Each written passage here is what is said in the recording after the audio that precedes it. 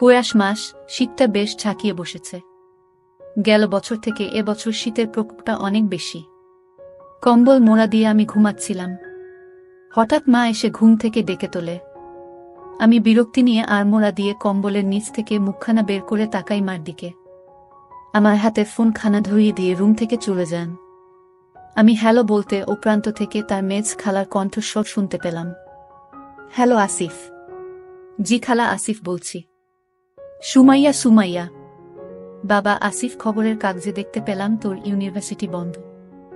এক কাজ কর না, এই বন্ধে তুই রংপুরের সুমাইয়া আমার খালাতো বোন, ওখান থেকে ঘুরে আয়। ঢাকায় ফেরার পথে তোর সাথে সুমাইয়া আর আমার নাতিটাকে নিয়ে আসবি। অনেক দিন ওদের দেখি না। কটা দিন থেকে যাবে ঢাকায় আমাদের সাথে। আমি একটু চিন্তা করে। ঠিক আছে খালা, আমি যাব। কবে যেতে হবে? তোর সুবিধা মতো 2-3 দিন মধ্যে গেলেই চলবে। ঠিক আছে খালা, তুমি কোনো চিন্তা করো না। আমি কাল পরশু রওনা হয়ে যাব রংপুর। তুমি সুমাইয়া আপুকে বলে দেও আসছি। ফোনটা রেখে আসিফ বাথরুমের দিকে হাঁটা দেয় ফ্রেশ হবে বলে। ঢাকা বিশ্ববিদ্যালয়ের ফিন্যান্স বিষয়ে অনার্স পড়ছে আসিফ। আসিফের তেমন কোনো ব্যস্ততা নেই পড়াশোনার চাপ। তার উপর ঢাকা ইউনিভার্সিটি অনির্দিষ্টকালের জন্য বন্ধ ঘোষণা করেছে রোকেয়া হলের এক ঘটনাকে কেন্দ্র করে। সারাদিন বাসায় ঘুমিয়ে অলস সময় কাটছে তার। সকালের নাস্তা করে আসিফ কমলাপুর রেল স্টেশনে চলে যায় রংপুর যাবার টিকিট কাটতে। আসিফদের কাজিনদের মধ্যে সুমাইয়া বেশ সুন্দরী। বিয়ের আগে সুমাইয়ার অনেক ভালো বিয়ের প্রপোজাল আসত। শ্যামা 5 ফিট 5 ইঞ্চি লম্বা, গায়ের রং উজ্জ্বল ফর্সা, আর শরীরের গঠনও বেশ ভালো, যেন ছেলেদের আগুন ধরাত। পাড়ার সব বয়সী ছেলেরা পাগল ছিল সুমাইয়ার জন্য। সুমাইয়ার বাবা হঠাৎ করেই সুমাইয়ার বিয়ে ঠিক করে ফেলেন এক বিসিএস ক্যাডার ছেলের সাথে। পাত্রের বয়স একটু বেশি, 36, আর সুমাইয়া 22 বছরের পরিপক্ক এক রমণী। 14 বছরের গ্যাপ খুব একটা বড় সমস্যা হয়ে দাঁড়াল না সুমাইয়ার পরিবারের কাছে। কিন্তু সুমাইয়ারও ওই বিয়েতে একদম মতো ছিল না। ভাগ্য নাকি নিয়তি, সুমাইয়ার বিয়ে হয়ে যায় সেই বিসিএস ক্যাডার ছেলের সাথে। সুমাইয়ার হাজব্যান্ড মুনির সাহেব খুব ভালো মানুষ। মুনির সাহেবে এখন রংপুর জেলার জেলা প্রশাসকের দায়িত্বে আছেন। বর্তমানে সে ট্রেনিং 8 মাসের জন্য দেশের বাইরে গেছেন। বিয়ের পরের বছর সুমাইয়ার কোল জুড়ে আসে ফুটফুটে একটি ছেলে সন্তান। দেখতে দেখতে ছেলেটা বড় হয়ে যায়। নাম রাখে শাবাব। শাবাব এখন ক্লাস 2তে পড়ে।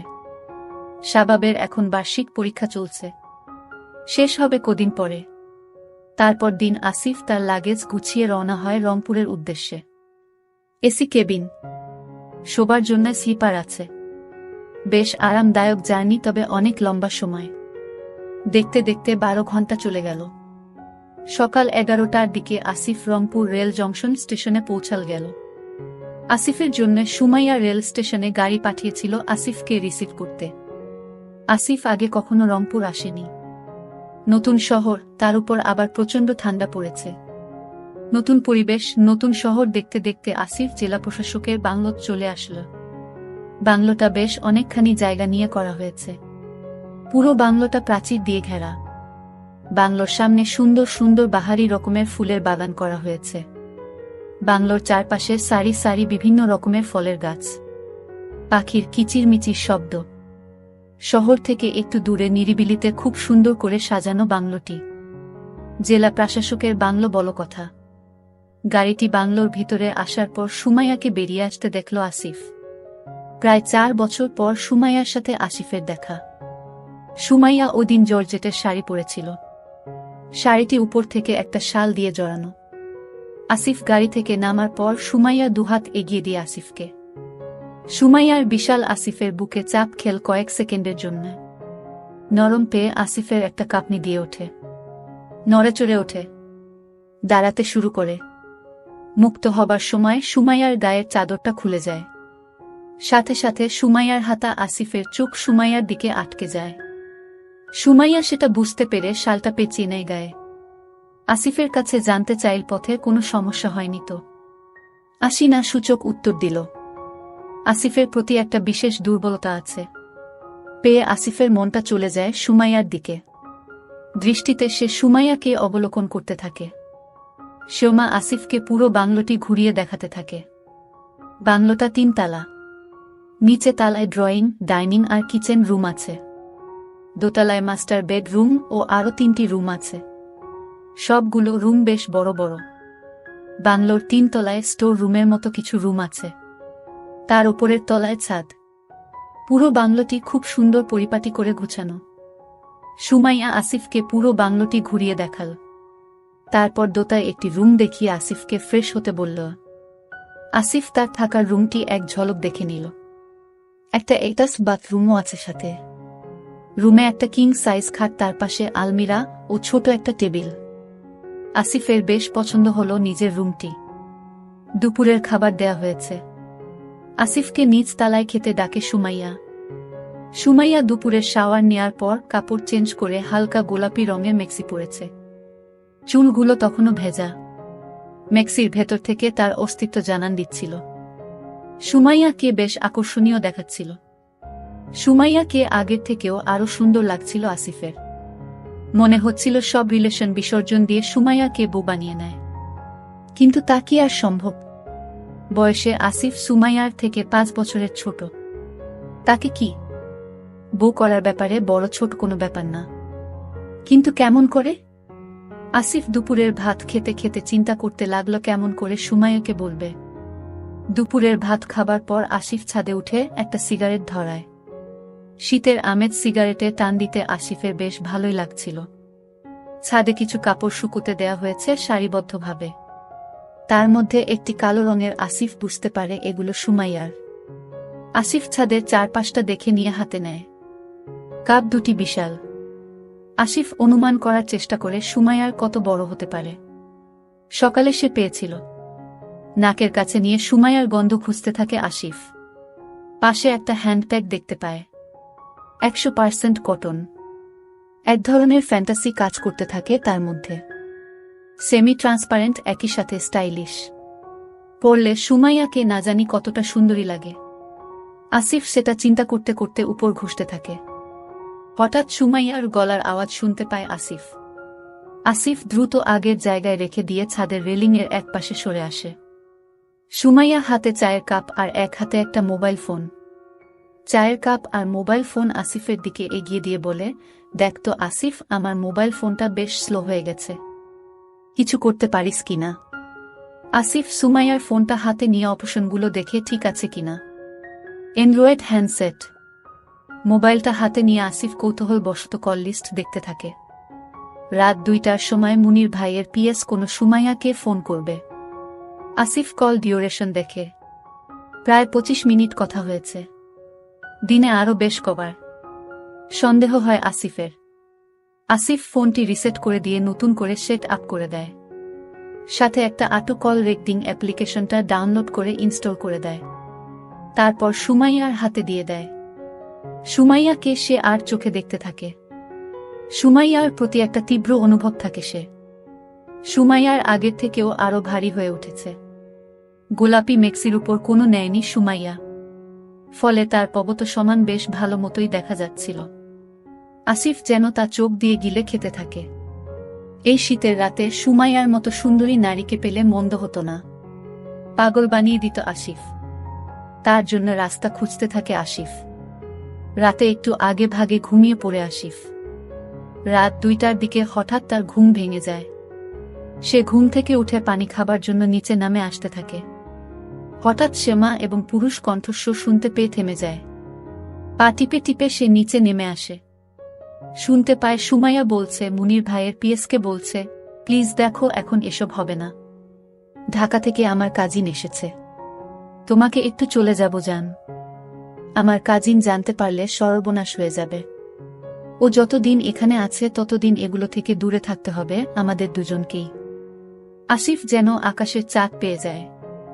সুমাইয়ার চাবি তার হাতে চলে আসে। এন মেঘ না চাইতেই জল। আসিফ তার রুমে ফিরে এসে লক্ষ্য করতে থাকে সুমাইয়া কখন উপরে আসবে। তার 5 মিনিট পর সুমাইয়া উপরে আসে। সুমাইয়া উপরে উঠে আসিফকে দেখে চমকে যায়। আসিফ টিটকারি সুরে বলে, ভালো, বেশ ভালো, ভালোই চলছে পিএস এর সাথে তাহলে। সুমাইয়া ভ্যাবাচ্চাকা খেয়ে বলে, কিসের ভালো? কি চলছে? কি বলছিস জাতা?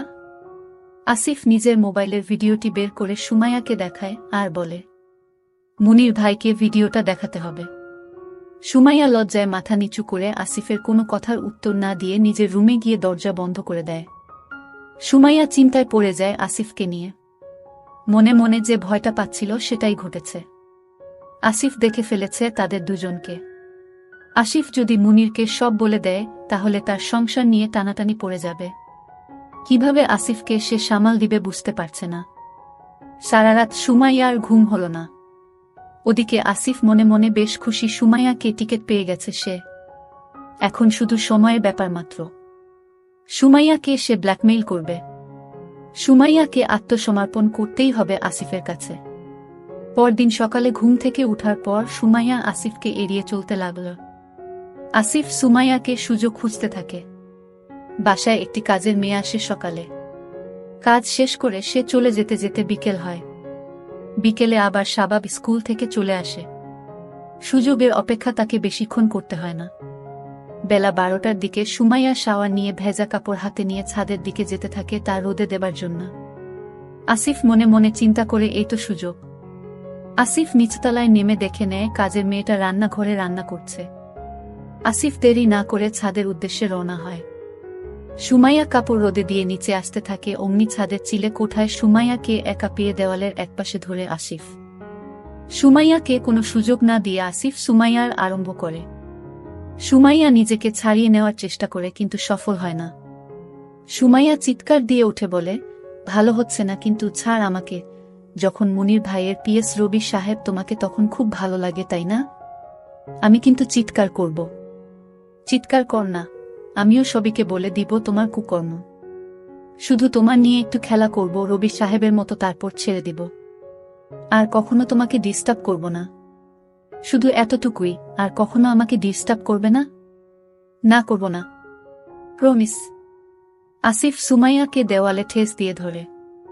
আসিফ সুমাইয়ার খুব কাছে এসে সুমাইয়ারও চোখের ওপর চোখ রাখে। সুমাইয়া ও আসিফের আই কন্ট্রাক্ট হয়। সুমাইয়া আসিফের চোখে চোখ রাখতেই হায়ানার ক্ষুধার্ত চেহারার প্রতিচ্ছবি দেখতে পায়, যেন তাকে চোখ দিয়ে আসিফ। সুমাইয়ার অসহায় চোখ দুটির দিকে তাকিয়ে আসিফের একটু করুণা হল না। সুমাইয়া আসিফের চোখ থেকে নিজের দৃষ্টি সরিয়ে নেয়, মুখটা নিচু করে অন্যদিকে ঘুরিয়ে নেয়। আসিফ দুহাত দিয়ে সুমাইয়ার, আসিফের দুই হাত সুমাইয়ার বিশাল কিন্তু পারে না। তার হাতের পাঞ্জার থেকেও সুমাইয়ার বেশ বড়। আসিফের হাতের আঙ্গুলগুলো যেন পারদর্শী। তারপর জনে জনে সবাইকে জানাব, তখন তোর সংসার কেমন করে টিকে সেটা আমিও দেখব। আমি যদি দেই তার কি গ্যারান্টি আছে? তারপরও তুমি আমার হাজবেন্ডকে বলবে না? এই তো সুমাইয়া লাইনে আসছে। আমি তোমার পেলে কাউকে কিছুই বলবো না। তবে তবে কি? শুধু তোমার হাজবেন্ডকে জানাবো। মানে? ক্রোধ আর রাগান্বিত কণ্ঠে সুমাইয়া জানাতে চাইল, মানে খুব সোজা, আমি যতদিন রংপুর আছি ততদিন আমি তোমাকে। এমনটি। আসিফের থাপ্পড় খেয়ে সুমাইয়ার মাথায় চক্কর খেল। আসিফের কথাগুলো যেন তার থেকেও বেশি তাকে তেজ করে দিল। সুমাইয়া ফাটা মতো চুপসে যেতে থাকল। আসিফ সুমাইয়ার সবচেয়ে দুর্বল জায়গাটার মধ্যে ছুরি দিয়ে আঘাত করল। সুমাইয়া মনে মনে ভাবল, আজ এই জঘন্য কাজটা তাকে করতে হবে শুধু তার ভুলের কারণে। রবির সাথে তার সম্পর্ক তা আসিফ জানে এবং তার হাতে প্রমাণও আছে। আসিফ তাকে ব্ল্যাকমেইল করছে। সুমাইয়া বুঝতে পারল সুমাইয়া হাতে আর কোনো পথ খোলা নেই, নিজেকে আসিফের কাছে বলিদান করা ছাড়া। আসিফ হায়ানার মতো তার চুপ করে অসাড় দেহে সিঁড়িতেই দাঁড়িয়ে রইল সুমাইয়া। আসিফের সুমাইয়ার মনের ভাষা বুঝে নিতে দেরি হল না। আসিফ ছাদের সিঁড়ির উপরিভাগে নিয়ে সুমাইয়াকে দাঁড়া করাল।